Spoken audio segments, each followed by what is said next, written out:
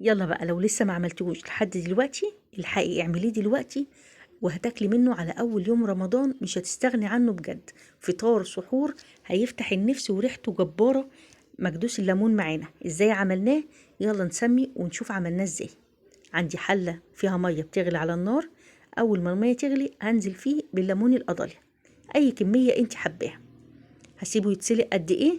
10 دقايق. ده لو انت عايزاه مش مستوي قوي. تحبي الحاجة مستوية قوي يبقى هنزود 5 دقايق كمان، يعني ربع ساعة. مش كتير الوقت دوت، لا خالص مش كتير. الليمون القضاليا بتبقى قشرته تخينة فبياخد تسوية شوية عن الليمون البلدي. بصوا حاسة ان هو متماسك اهوت. طلعه على مية ساقعة على طول او على تحت الحنفية ونشطفه لحد ما يبرد. عندي بقى الخلطة اللي هستعملها: جزر مبشور، فلفل حامي، كميات اللي انت حباها. عندي هنا هريسة شطة حامي وبارد، وضربت معاها فصين توم،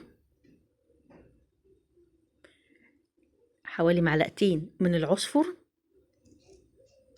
رشة حبة البركة، ضيف كمان حوالي نص معلقة كبيرة من حبوب كمون حصى. عندي 4 معالق كبار ملح، دول أنا كنت حطاهم على حوالي كيلو ونص. رشة من الكركم وربع كوباية خل وربع كوباية زيت. قلبي بقى الخلطة دي وشوفي جمال الروايح مع بعضها، بجد تحفة. طبعا عندنا بقى الليمون بارد خالص، نبتدي بقى نقطعه. طبعا قطعي التقطيعة اللي انت عايزاها، صغير قوي كبير وسط، شوفي اللي انت حباه. بجد جربوها، التحفة ما بياخدش وقت خالص، وممكن بتاكليه بعد هو يدوب 3 ايام تبدأي تاكلي وتطلعي منه.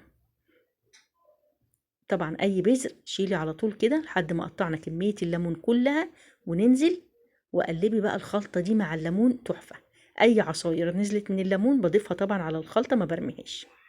حتى مية السلق اللي سلقت فيها الليمون دي بستعملها برضو في التنظيف، جميلة جدا. برطمانات بقى نظيفة ومتعقمة، ونعبي الليمون بالخلطة الجبارة دي. بجد يا جماعة جربوها والله مش هتندموا. بعد ما عبيناه على الوش كده شوية كمان من الزيت، واقفلي بقى البرطمانات دي. الأول هقفل بكيس بلاستيك كده، ونقفل بقى الغطا عشان نمنع أي هوا خالص. لو انت عاملة كمية كبيرة احفظي الباقي في التلاجة، هيقعد معاكي فترة أطول بكتير. بصوا شكله تحفة والله يا جماعة، جربوه ومش هتندموا. يا ريت بقى لو وصلتوا معايا لحد هنا ما تنسوش اشتراك ولايك في القناة. ولو عجبكم يا ريت تكتبوا لي في الكومنتات. كل سنة وانتم طيبين.